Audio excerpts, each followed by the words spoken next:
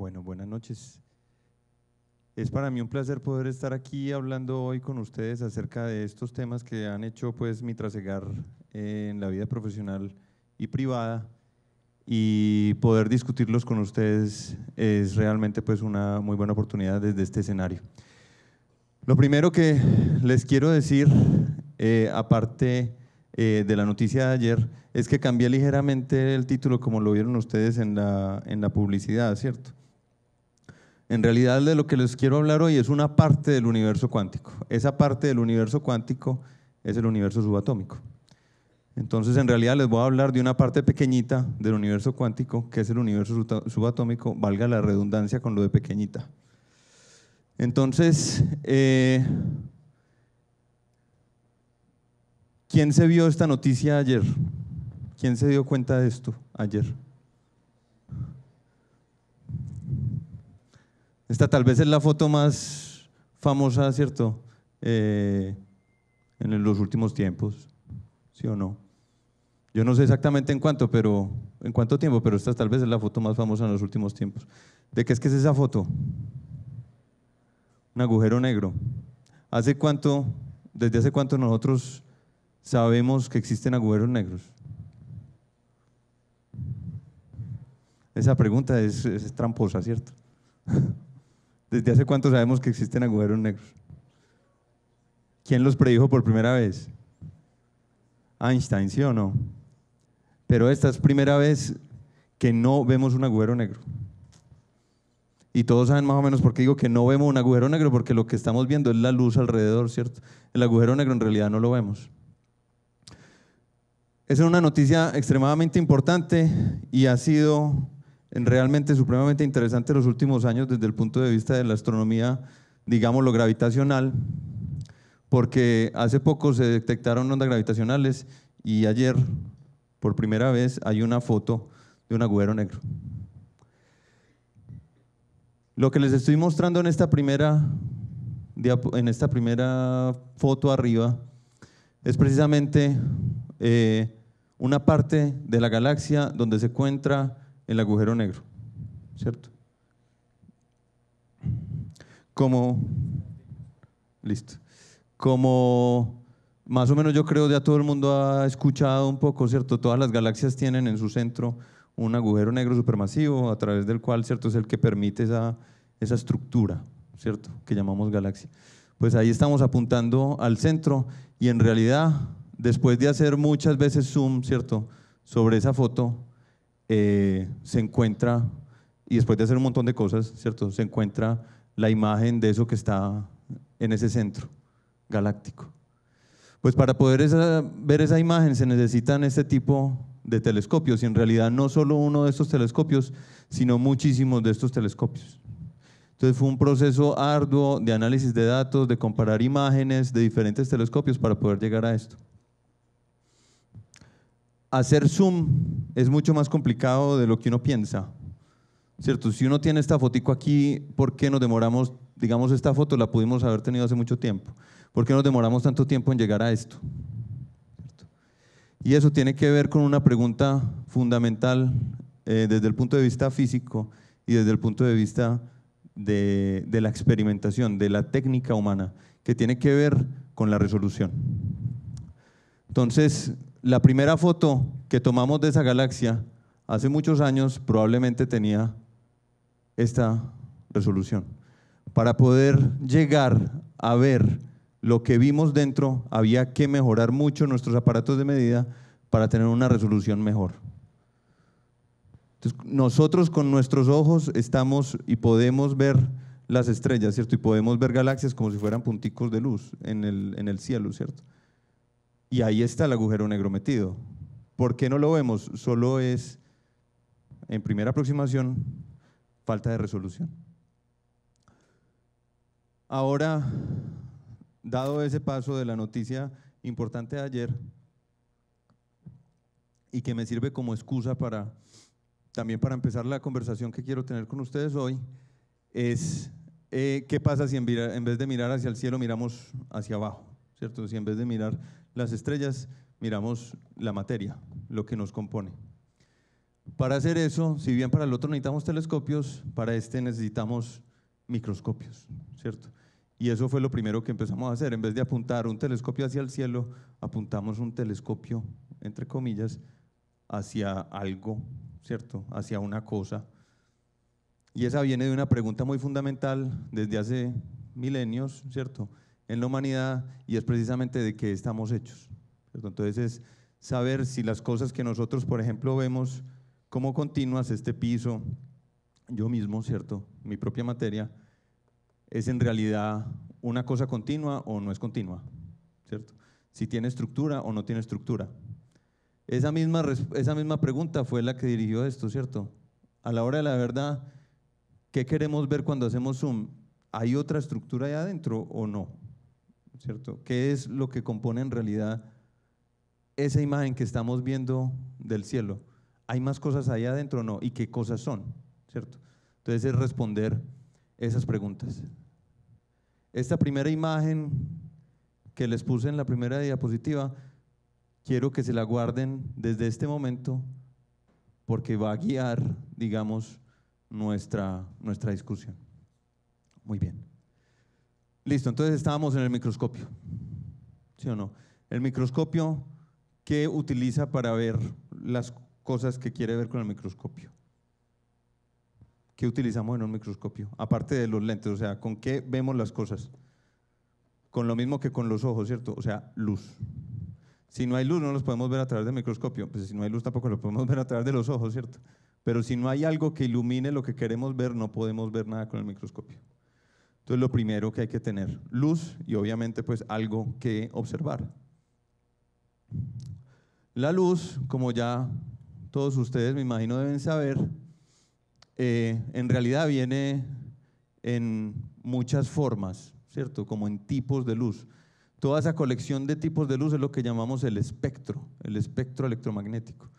Todos esos tipos de luz están aquí representados por diferentes nombres y por unos numeritos que en realidad no nos van a interesar mucho para efectos de lo que vamos a discutir. Lo que sí es que primero, como ya todos deben saber, nuestro espectro visible, lo que podemos ver con los ojos, es un pedacito chirriquitico de ese espectro electromagnético, de los tipos de luz. Entonces lo que decimos rojo, azul, amarillo, ¿cierto? Todos esos colores es un pedacito chiquitico en realidad de lo que puede ser luz, ¿cierto? El resto no lo vemos con los ojos, existe, pero no lo vemos con los ojos. Por ejemplo, hay cosas que las vemos con otros aparatos, no en nuestro cuerpo, pero con otros aparatos. Esto, por ejemplo, eso lo vemos con un radio. Esto ya no se usan mucho los radios, pero eso lo vemos con un radio, ¿sí o no? Todos tenemos una cosa de estas en la casa, o casi todos pues, a los que nos gusta calentar con microondas.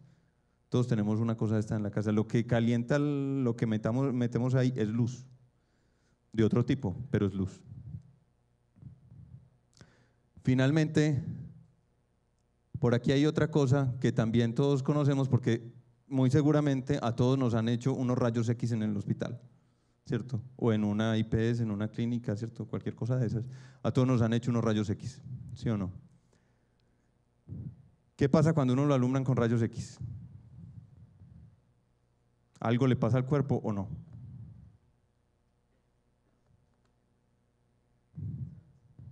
¿Alguien se anima a decir algo? Forzosamente. O sea que si se alteran las células forzosamente, todos los que vamos a rayos X, todos tendríamos cáncer. No, ¿cierto? La gran mayoría de las veces en realidad no le pasa nada al cuerpo. La gran mayoría de las veces en realidad no le pasa nada al cuerpo. Tan poquito le pasa que los rayos X atraviesan el cuerpo. Muy buena parte del cuerpo. ¿Por qué no sirven? Porque hay una parte que es más densa, que son los huesos, ¿cierto? Que eso no lo atraviesan los rayos X. Eso detiene los rayos X. El resto, la carne, ¿cierto? Eso, los rayos X básicamente no le hacen nada. Muy de vez en cuando, con muy bajita probabilidad, le hacen algo a una célula y ahí nos da cáncer. Pero la gran mayoría de las veces no le hacen nada. Y es por eso que podemos ver a través del cuerpo con rayos X. Resulta que en términos de energía, la energía que está contenida en la luz La energía, los rayos X tienen mayor energía que la luz visible. Y de hecho esa es la principal característica por la cual nos pueden atravesar.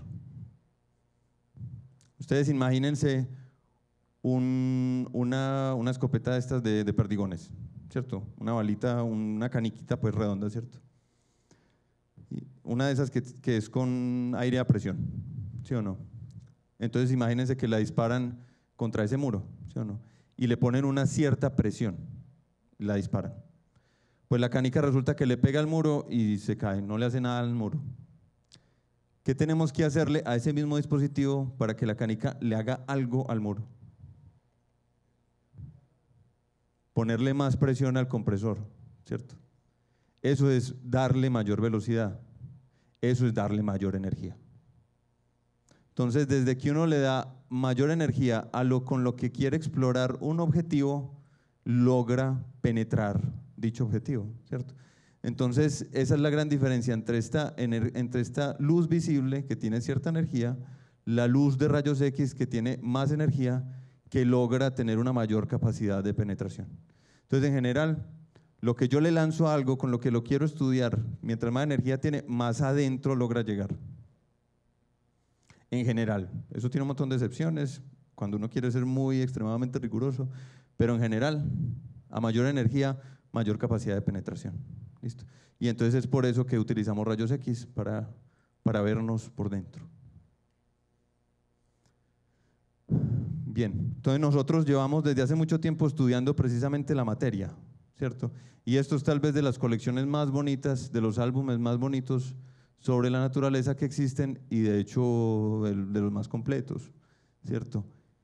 Esto es precisamente la tabla periódica de los elementos que nació ¿hace cuánto? Hace poquito cumplió años.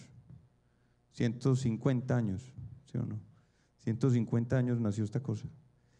Y pues obviamente nació con unos poquitos y se fueron añadiendo. ¿Qué es esto? Esto es un esfuerzo por entender los componentes fundamentales de toda la materia que hay en la naturaleza. Es decir, yo tengo esta cosa, tengo este computador, tengo este vaso de agua, tengo mi mano, tengo el reloj, tengo y no sé qué.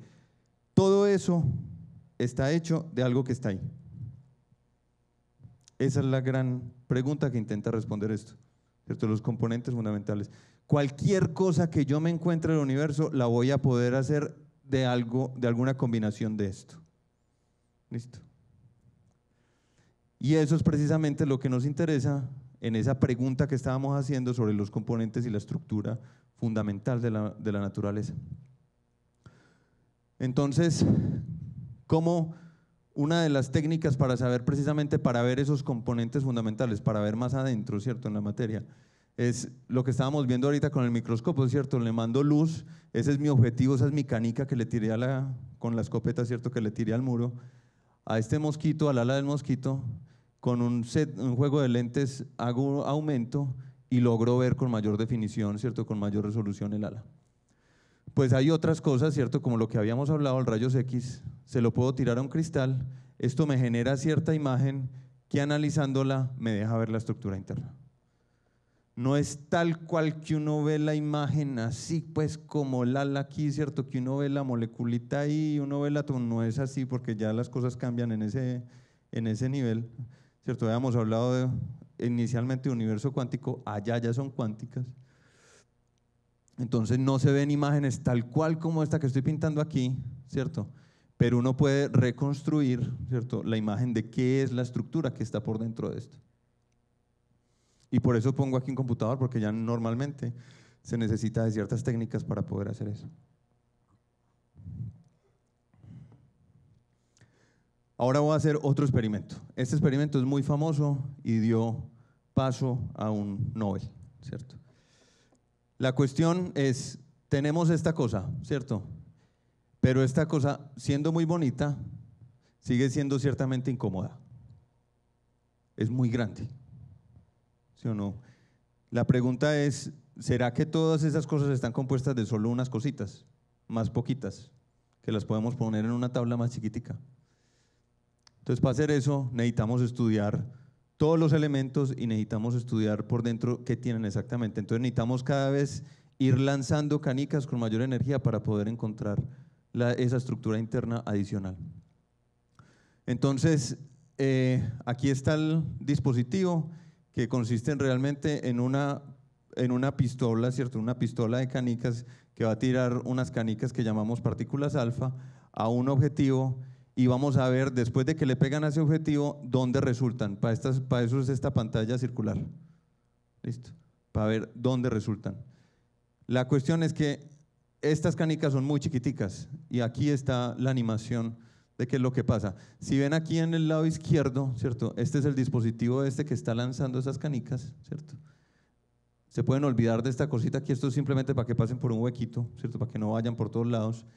Y cada que se ilumina esta pantalla, quiere decir que después de que pegó una aquí, pegó allá en la pantalla en algún punto donde iluminó, ¿cierto? Miren que casi todo el tiempo están pegando acá, ¿cierto? Pero una que otra pega en otras partes, ¿cierto? Miren, por aquí hay veces aparece una, por acá, por este lado también. La explicación teórica o el modelo con el que nosotros explicamos ese experimento es este. Esto que hay aquí adentro es una placa de oro. Inicialmente se hizo con una placa de oro por este señor Rutherford.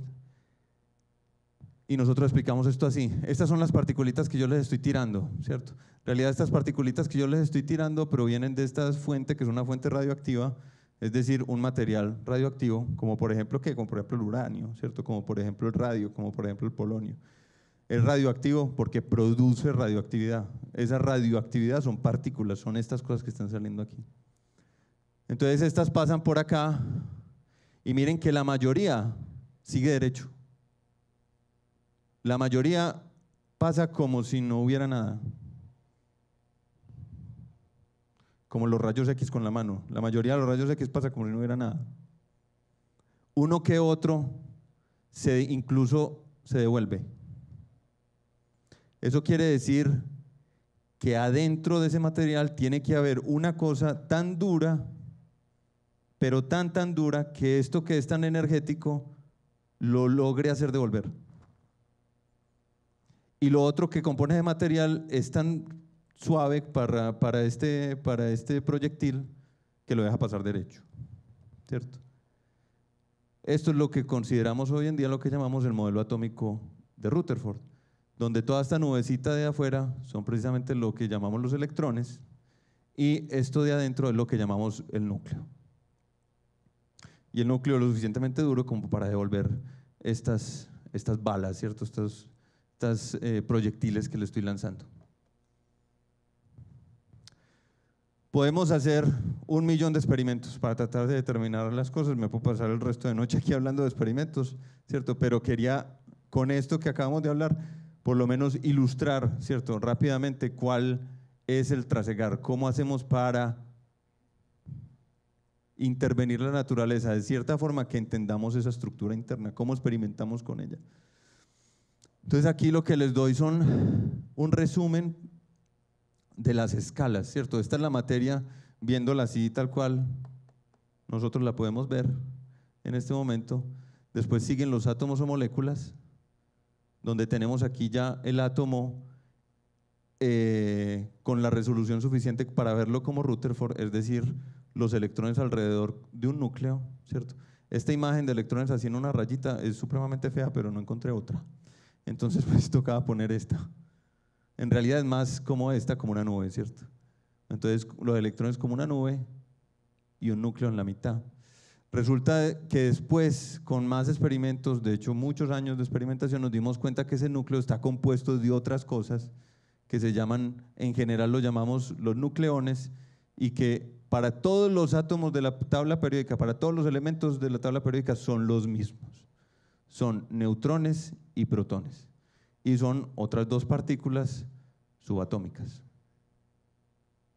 Entonces ya hasta el momento tenemos 3 partículas subatómicas, los electrones, los neutrones y los protones. Todos los átomos, todos los elementos de la tabla periódica, repito, están hechos de esas 3. Entonces pasamos de tener una tabla periódica que tenía, yo no sé cuántos, 100 y tanto de elementos, ¿cierto?, a solo 3 componentes fundamentales. Con eso armamos todos los núcleos todos los átomos, todos los elementos de la tabla periódica. Resulta que después, con mayor experimentación, nos dimos cuenta que esos nucleones de adentro del núcleo en realidad están compuestos por otras cosas. Esto es como ver ese agujero negro que les mostré al principio, ¿cierto? Entonces esta es el zoom del zoom del zoom del zoom, ¿cierto? Entonces aquí podemos ver lo que compone esas partículas de adentro del núcleo que llamamos quarks, que son estas bolitas negras que pusieron aquí. Y ya la cuestión sería preguntarse, ¿es que eso tiene estructura interna o no? Esa es la pregunta que seguiría, obviamente, ¿cierto? Si ya hice suma hasta aquí, ¿por qué no seguir haciendo suma a ver si de pronto hay más estructura? Para responder, el electrón, rápidamente la pregunta que vendría naturalmente, ¿el electrón tiene estructura interna? Hasta donde sabemos hoy en día, no.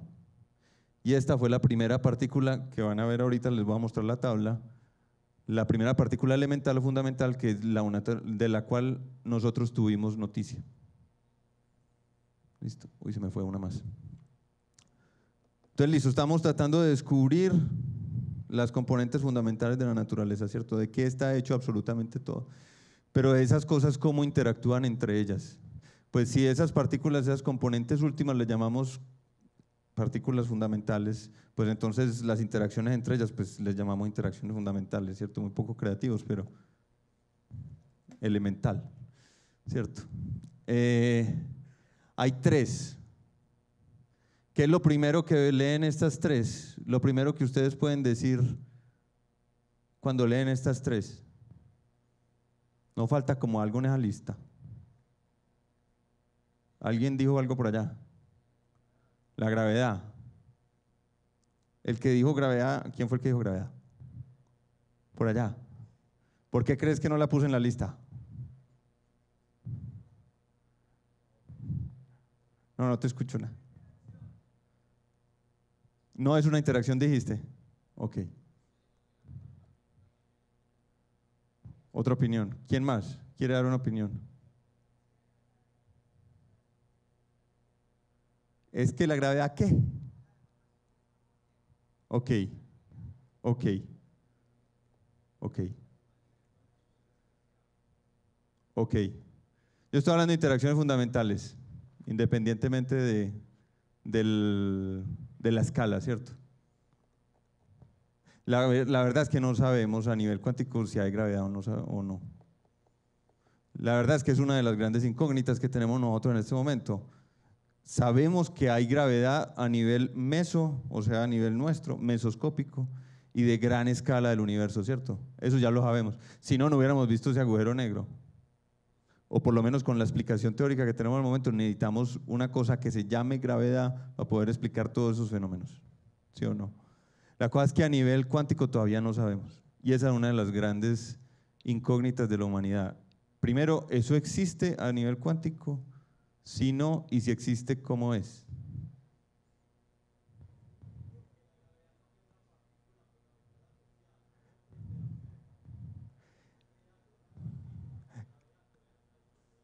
Eso no sabemos. Y a eso iba a ir ahorita. Entonces, la primera es la eléctrica, es con la que la mayoría estamos familiarizados en el día a día, ¿cierto? Y es que todo cuerpo cargado eléctricamente siente esta interacción y que puede ser atractiva o repulsiva. Todo el mundo sabe que hay cargas eléctricas negativas, positivas, ¿cierto? Si uno pone dos de signo contrario se atraen, si uno pone dos del mismo signo se repelen. Listo. Eso se conoce desde hace muchísimo tiempo. Y una cosa importante es que la carga eléctrica, a medida que uno separa las cosas que sienten esa interacción, en realidad se va debilitando, ¿cierto? Entonces, mientras más lejos las ponga, menos sienten esa atracción o repulsión. Después hay otra interacción que se llama débil. Bueno, vale decir, la eléctrica no solamente existe, ¿cierto?, en el ámbito cuántico, ¿no? La eléctrica existe en nuestro ámbito, ¿cierto? Nosotros tenemos un montón de dispositivos que funcionan a partir de dicha interacción. Esto funciona a partir de esa interacción. Eso que ven ahí, este computador, casi todo lo que tenemos de tecnología es a punta de electricidad, ¿sí o no? Entonces, esto, pues, digamos, esta interacción no se restringen solamente a ese mundo subatómico. Después está la interacción débil y es precisamente la que genera la radioactividad. ¿Listo? Entonces es que algunas partículas espontáneamente se transforman en otras, básicamente es la interacción débil. Aquí les tengo un ejemplo y esto es un núcleo de un material radioactivo como el radio, ¿cierto? Como los que descubrió Curie, ¿cierto? Y es precisamente lo que se produce ahí es que ese núcleo se desintegra en una partícula alfa, que fue la que utilizamos ahorita para el experimento, aquí está el nombre, que son una cierta cantidad de nucleones ahí, y otro núcleo. Esa es la interacción débil, la transformación de este núcleo en otro núcleo más otra particulita ahí. Eso ocurre espontáneamente en algunos materiales, los materiales radioactivos. Muy bien, y finalmente existe esta interacción que llamamos la interacción fuerte. Como pueden ver, nosotros somos extremadamente hábiles para poner nombres, ¿cierto? Partículas elementales, entonces interacciones elementales. Interacción débil, pues entonces la que sigue que descubramos, pongámosle fuerte. Y esta se llama fuerte porque es la que tiene atados los quarks dentro del protón y el neutrón. Estas cositas aquí que ven así como unas rayitas serían como unas rayitas así onduladas, ¿cierto? Serían como la representación precisamente de esa interacción fuerte. Y son es esa interacción que sienten los quarks dentro de los nucleones y que los mantiene unidos. Esta, al contrario de la eléctrica, se debilita a cortas distancias y se fortalece a grandes distancias. Es decir, yo tengo dos quarks, los acerco, dejan de sentir esa interacción. Los alejo y la sienten cada vez más fuerte a medida que los voy alejando. Es contraintuitivo, pero así es. Esa es como la fuerza de los enamorados, ¿cierto? Mientras más lejos, más se extrañan. Y mientras más cerquita, ya están más tranquilos. Y esta, después de que hablé de las interacciones, les puedo mostrar la tabla periódica de partículas fundamentales. Como acabaron de ver aquí, ¿cierto? Hay una partícula que está armada de 3 quarks, que es el neutrón, y con otro U aquí en vez de UUD, tendríamos un protón.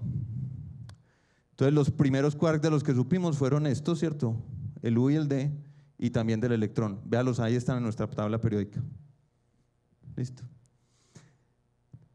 Otra partícula fundamental de la que sabemos desde hace mucho es la que lleva la interacción electromagnética, la que comunica la interacción electromagnética. Esa partícula, ya todos con seguridad han escuchado el nombre, se llama fotón. Inclusive hay una marca de camiones que se llama Fotón. Ya todos han escuchado la palabra. Es esta de aquí. Listo. Después tenemos en esta columna roja de acá, tenemos otros tantos, ¿cierto?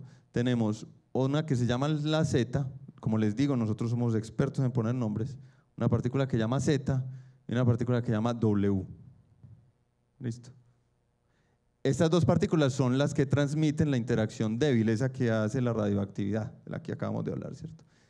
Y después hay otra que la llamamos gluón, y viene, ese sí tenía un nombre más bonito, se llama glue por pegamento en inglés, ¿cierto? Y esa es la que media la interacción fuerte. Bien. O sea, la que mantiene los quarks unidos dentro del protón y dentro del neutrón. ¿Qué son este otro chorrero de cosas que hay aquí de las que no hemos hablado en toda la noche? Resulta que en toda esa experimentación que hemos hecho para encontrar la estructura interna de la naturaleza, nos hemos encontrado sin quererlo con un montón de partículas.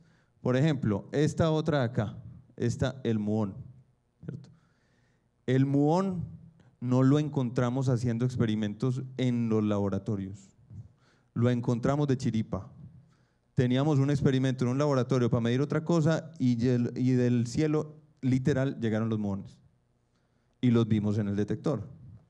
Y después nos dijimos, ¿qué carajos es lo que estamos viendo ahí? Y nos pudimos estudiar y resulta que era otra partícula fundamental. Eso nos está cayendo a nosotros en la cabeza todo el tiempo, no nos hace nada, nos hace menos que los rayos X, muchísimo menos. Pero está ahí, ¿cierto? Es otro componente de la naturaleza. Listo. aquí hay otros tantos, estos, algunos de hecho se predijeron, otros no tanto, y tienen nombres que los podemos llamar simplemente por la primera letra, porque significan lo mismo que el nombre completo. Pues decir app o decir quark U tiene exactamente la misma carga sentimental, no, ninguna. Ese era el punto, que no tuviera ninguna carga sentimental. Y U, C, T, D, S y B. Listo. Este lo van a encontrar normalmente, este le ponen más el nombre, el top, porque es muy importante.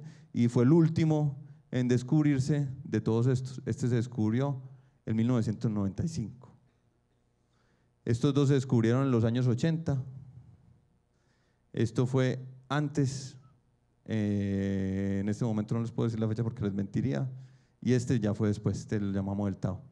Y los neutrinos, de los cuales seguramente, hay tres, de los cuales seguramente ya muchos han oído, de estos se producen en el Sol por millones. Los procesos que ocurren en el Sol producen neutrinos, pero a cantidades pues impresionantes, y llegan a la Tierra todo el tiempo. Y estos inclusive interactúan menos que los muones con nosotros. Entonces esos sí que nos atraviesan toda la Tierra como si no existiera absolutamente nada. Si alguien no nos quiere, son los neutrinos, no les importamos en nada. Finalmente, está esta partícula que es la más famosa tal vez de toda esta tabla, que es el Higgs.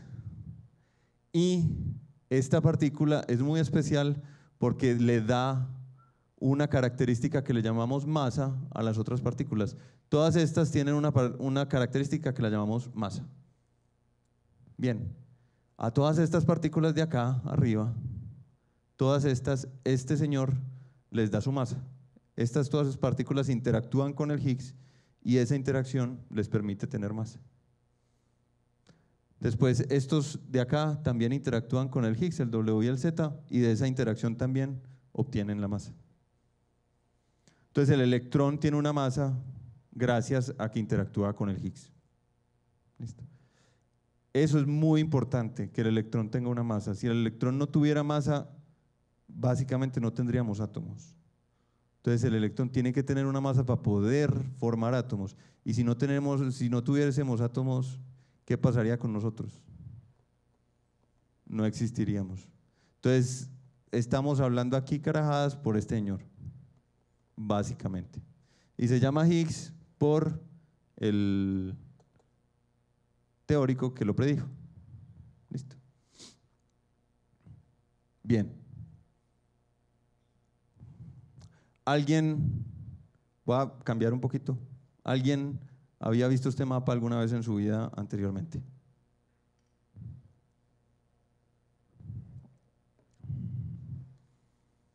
¿Qué es esto de aquí arriba?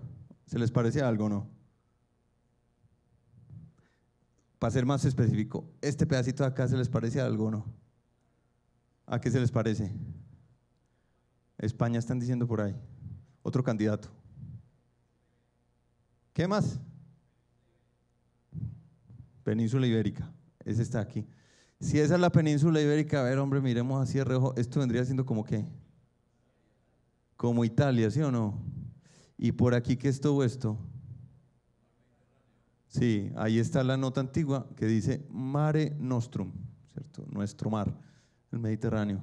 O sea, quiere decir que como todo esto aproximadamente, no sé dónde poner la raya, porque literalmente no sé dónde poner la raya, todo esto más o menos viene siendo Europa, ¿sí o no? Ahí está escrito. Pues está al revés y en curva, pero ahí está escrito. Entonces, ¿esto aquí qué es? África. Chiquitica, ¿sí o no? Y esto aquí de este lado. Ahí está escrito también, ¿sí o no? A, S, I. Y la A se me perdió. La última A, vela aquí. A. Viendo ese mapa así muy rápido, ¿quién se atreve a decir ese mapa qué representa?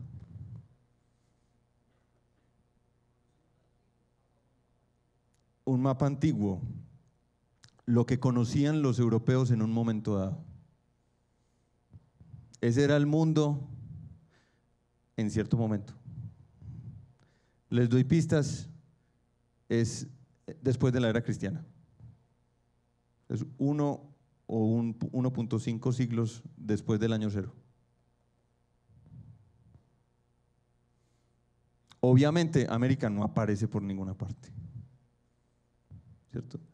Y el sur de África tampoco.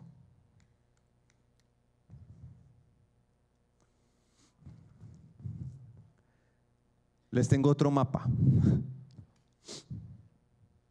¿Qué dice aquí arriba? ¿Qué creen que dice ahí arriba?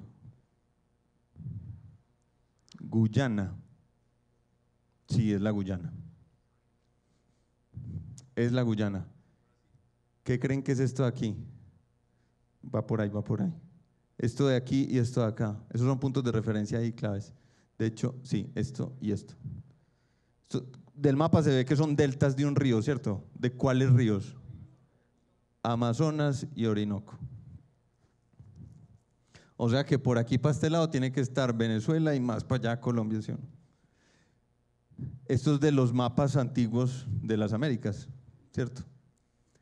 Y en este en particular hay una cosa muy interesante. Muy, muy, muy interesante que ustedes no logran ver desde allá. Y volvemos al problema del zoom, ¿cierto? Pues aquí les hago zoom. ¿Qué dice ahí? El Dorado. Ese es un mapa real, ¿cierto? Es un mapa real, histórico. No sé dónde está guardado, no sé decirles cómo llegar para que lo vean, no sé. Pero es un mapa real, histórico, donde aparece el Dorado. No el aeropuerto. ¿Cuál Dorado creen que es? La ciudad del Dorado, la que supuestamente estaba hecha completamente de oro. Si ustedes hubiesen sido exploradores, por ejemplo, alemanes, que exploraron buena parte de Venezuela, ¿cierto? Bajo encargo, bajo contrato con los españoles, y les llega ese mapa, ustedes están en Venezuela, y les llega ese mapa, ¿ustedes qué hacen? Muy sinceramente, pongan en el papel, yo soy un alemán, estoy en Venezuela, estoy aguantándome los mosquitos, lo que sea, vine a conseguir plata. ¿Qué a eso vine? Sin decir otras cosas. Vine a conseguir plata. Y me llega ese mapa. ¿Qué hago? Arranco. ¿Sí o no? Primer Rápido Ochoa de una.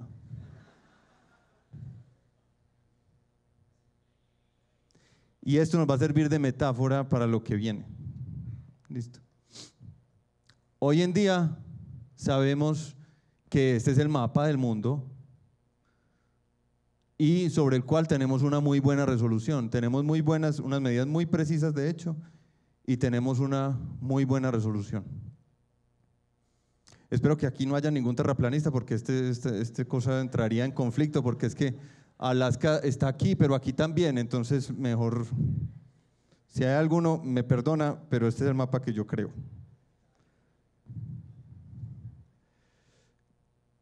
Este señor de acá, ¿alcanzan a ver lo que tiene atrás? Es un mapa, de hecho no sé si alcanzan a ver bien, pero no está terminado. Es un mapa de las Américas, de América del Sur, de hecho, ¿cierto? Donde se ve toda esta la costa colombiana, venezolana, y ya viene aquí la puntica esta de Brasil, y ya pues se ve todo este perfil, pero esta parte de aquí no está terminada. Ese señor es un cartógrafo, ¿cierto? Y yo comparo, aquí voy a hablar un poquito de cosas personales, y eso fue más o menos, me identifico con ese señor, lo que hice yo en la maestría. Yo en la maestría, la hice aquí en la Universidad de Antioquia, en física de partículas. ¿Y qué hice? Hacer mapas. De hecho, mapas de cosas que no conocía.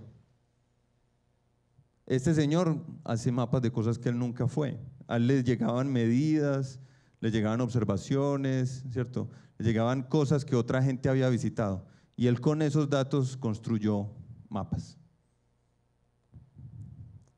Mi maestría yo la hice en física de partículas teórica. Y eso fue lo que hice yo básicamente. Mapas. Ya les voy a elaborar un poquito más, listo. Pero ya después yo me cansé de hacer mapas. Y yo dije, no, yo voy a ir yo mismito a ver lo que estoy haciendo allá en los mapas, pues que no me aguanto más, ¿cierto? Estoy mucho tiempo sentado. Y entonces ya me fui a hacer el doctorado. Y esa es la metáfora que a mí me gusta para cuando uno empieza el doctorado. por lo menos en física de partículas experimental, que eso fue lo que me fui a hacer, y me fui a trabajar directamente en Francia con experimentos del CERN. Y ahorita les voy a hablar sobre cuál experimento.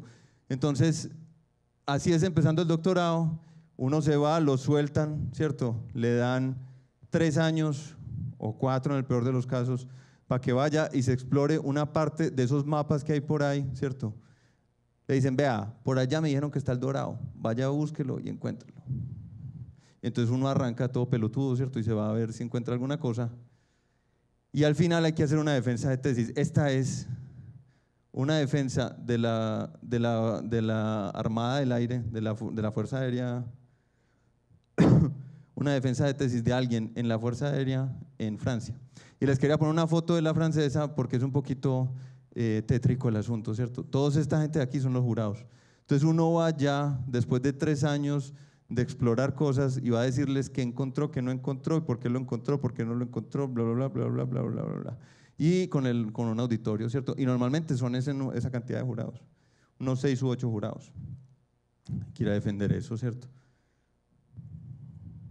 Y esa es, digamos, una forma de defenderlo, ¿cierto? La mejor defensa de tesis es una buena ofensiva de tesis. Upale. Después de 3 años de uno... ¿Qué pasó? Allá. Sí, o sea, hasta se empiezan a dañar las cosas y todo cuando uno habla de eso. Después de 3 años, ya lo que le provoca es uno, ¿cierto? Salir y darles, ¿cierto? A los jurados. Y así queda uno, ya se terminó el doctorado, ya uno ha vuelto nada, ¿cierto? Ya uno acabado, agotado, mamado, no quiere más. Se acabó, uy, listo, qué dicha, ¿cierto? La sonrisita ha vuelto nada, pero se acabó. No es que me parezca Indiana Jones, sino que uno llega así vuelto acabado, pues. Esa es la cosa. Entonces la metáfora es esa, uno va a explorar tierras desconocidas, ¿cierto? Cuando uno hace su tesis, su doctorado o investigaciones en general en física de partículas, lo que está haciendo normalmente es explorando tierras desconocidas.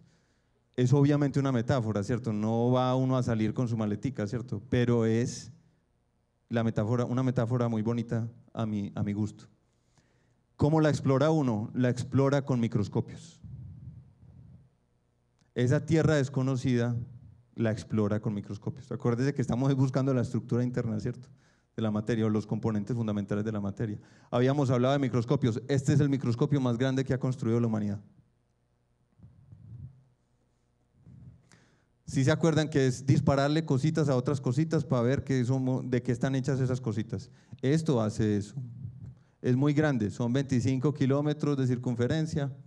Esta frontera es la frontera franco-suiza.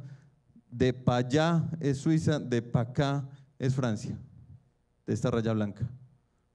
El LHC, el Gran Colisionador de Hadrones, es este túnel amarillo y está a 100 metros bajo tierra.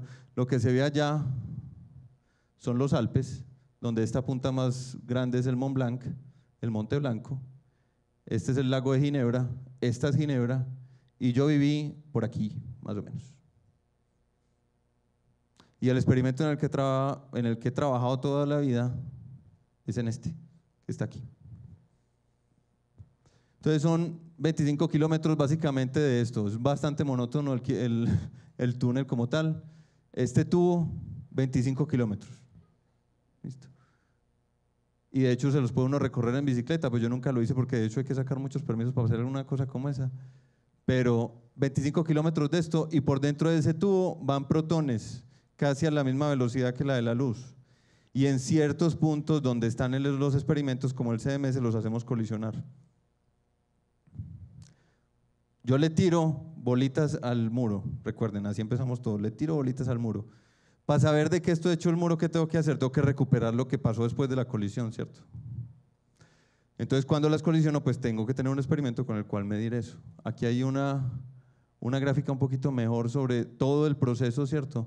Es no solo el LHC, sino que son muchos aceleradores que van alimentando paulatinamente, acelerando paulatinamente los protones hasta que llegan a este grande donde se van a hacer las colisiones. Acelerando quiere decir darles más y más y más y más y más energía para poder ver más adentro de la estructura de la materia. Y tenemos la ecuación famosa de Einstein, con la cual podemos convertir energía en materia, ¿cierto? Entonces le metemos energía a esos protones hasta que no les quepa más. Y a partir de esas colisiones, de esa energía que metimos ahí, podemos generar materia. Es decir, podemos generar otras partículas. Y eso lo vemos aquí, ¿cierto? Esos son los dos haces de protones, uno girando hacia en un sentido, el otro en el otro sentido, y los hacemos colisionar en unos puntos y generan toda esa cantidad de partículas que ven ahí. Este es el experimento en el que he trabajado yo, el solenoide compacto de muones. Ahí ven una foto real, ¿cierto? Y ven la persona pues ahí parada haciendo algunos arreglos dentro del experimento. Esto en realidad lo que están viendo ahí es el corazón del experimento. El experimento está cerrado. En realidad funciona cerrado, sino que se puede abrir obviamente para hacerle reparaciones y hacerle todo lo que haya que hacer, instalaciones y cosas. Son más o menos unos 30 metros de largo, es un cilindro, ¿cierto? Opa, unos 30 metros de largo y más o menos unos 15 metros de diámetro. Entonces está hecho de un montón de capas, de un montón de detectores distintos, y para no entrar en esos detalles técnicos, esto lo que es una cámara fotográfica. Esto en realidad lo que hace es tomar fotos de esas cosas que colisionamos. Entonces colisionamos los protones, se metió toda esa energía en un punto muy pequeño, de ahí se generaron partículas de toda esa energía que concentramos ahí, y esto es capaz de tomarle una foto a esas partículas que salieron. Entonces es una gran cámara fotográfica con una muy buena resolución y fuera de eso con una muy alta rapidez, ¿cierto? Entonces podemos tomar muchísimas fotos. Aquí pueden ver precisamente cómo se verían todo ese montón de partículas dentro del experimento. Cada una de esas rayitas, las rojas, las verdes, las naranjaditas, son diferentes partículas, y esa es una foto, ¿cierto? La cosa es que nosotros estamos acostumbrados como fotos en 2D, estas son fotos en 3D, ¿cierto? Pero son fotos, al fin de cuentas. ¿Qué hacemos nosotros con todo eso? ¿Qué es lo que vamos a explorar? ¿Cierto? ¿Qué es esa tierra nueva que vamos a explorar? A partir de esa metáfora, ¿cuál es la tierra conocida? Ese primer mapa que les mostré, alguien que se atreve a decir dentro de esa metáfora, ¿cuál sería esa tierra ya conocida? ¿Alguien se atreve? ¿O no? La tierra conocida, de hecho, ya se las mostré. La tierra conocida es esta. Esta es la tierra conocida. Esas son las partículas que ya hemos visto, ya sabemos cómo se comportan, ya sabemos que existen, ¿cierto? Ya las hemos visto muchas veces, la última que se descubrió está aquí, le estamos acabando de hacer medidas, pero esa es la tierra conocida. Entonces, ¿qué es la tierra desconocida? Voy a hablar muy rápidamente de cosas que hacemos aquí en la Universidad de Antioquia. Aquí hay varias categorías de partículas. En especial me interesa una, ya que se me está acabando el tiempo, es esta categoría de hadrones. Dentro de la categoría de hadrones hay dos categorías que son los mesones y los bariones. Es muy fácil de acordarse en realidad. Los mesones están hechos por 2 quarks, los bariones están hechos por 3 quarks. ¿Cuáles? Junten básicamente los que quieran. Hay que cumplir algunas reglitas para juntarlos, ¿cierto? Pero cojan 3 de esa tablita que les mostré, júntenlos, tienen un barión. Cojan 2, júntenlos, tienen un mesón. Bueno, ¿y qué pasa entonces, hombre, si juntamos 4? ¿Será que se pueden juntar 4? ¿Será que se pueden juntar 5? Hasta el momento solo hemos visto 2 y 3. Y tenemos unas muy buenas medidas que dicen que hemos visto 4 y 5 y las estamos corroborando. Si se pueden juntar 3, ¿cuáles 3 exactamente? ¿Será que puedo coger cualquier 3 y juntarlos si hay una partícula que tiene esos 3? Aquí en la Universidad de Antioquia hay alguien que trabaja estrictamente en eso, en acabar de ver todas esas posibles partículas que podemos formar a partir de los quarks. Finalmente, quiero terminar con lo que yo trabajo, que se llama materia oscura, que ya seguramente han escuchado chismes sobre la materia oscura, y es una cosa que necesitamos desde el punto de vista cosmológico, desde el punto de vista de la gran escala del universo. Cuando nosotros observamos una galaxia, los cuerpos que componen una galaxia, les tomamos fotos por mucho tiempo y vemos que esos cuerpos de la galaxia giran en torno, ¿cierto? Como una galaxia pues de estas de espiral, giran en torno a un centro. Entonces, si uno le toma fotos mucho tiempo, uno puede calcular la velocidad, ¿cierto? Con las teorías que tenemos, uno puede predecir cómo debería ser esa velocidad, conociendo qué masa es la que hay adentro de esa galaxia. Eso es esta curvita de aquí. Esa es la que uno esperaría. La cuestión es que uno va y la mira y no es esa curvita. Uno va y la mide y no es esa curvita. Uno toma las fotos, saca la velocidad y no es esa curva. Entonces es como si existiera mucha más materia dentro de esa galaxia de la que podemos ver. Esa materia que no podemos ver, que está ahí, porque tiene que estar ahí para poder dar una explicación a eso, lo llamamos materia oscura. A partir de otras medidas que resultan muy extremadamente interesantes, es que fuera de eso, si nos ponemos a medir la composición del universo entero, de qué está hecho el universo entero y sacamos porcentajes, ¿cierto? Solo la materia ordinaria, la que nos compone a nosotros, es 4%, solo el 4%. Toda esa tabla periódica que les di es la tabla periódica del 4% del universo. Del 4%. Del 4%, de nada. Y de esa misma torta que tenemos ahí, el 95% no sabemos qué es. Y el 21% pensamos, alrededor del 20 y tanto por ciento, pensamos que debe ser materia oscura. En eso trabajo yo trato de encontrar si a partir de las colisiones de protones que hacemos en el gran colisionador de hadrones se produce materia oscura. Y trato de medirla. No me pregunten si ya encontré algo, por favor. Pero eso es lo que hago. Y bueno, como ya me acabó el tiempo, esta la dejo ahí en el backup, por decirlo de algún modo. Esta es entonces, digamos, otra península de esa tierra desconocida. Hay mapas que nos dicen dónde encontrar materia oscura, hay mapas que nos dicen dónde encontrar más materia formada por quarks, distinta a la que ya conocemos. Con eso termino. Muchísimas gracias.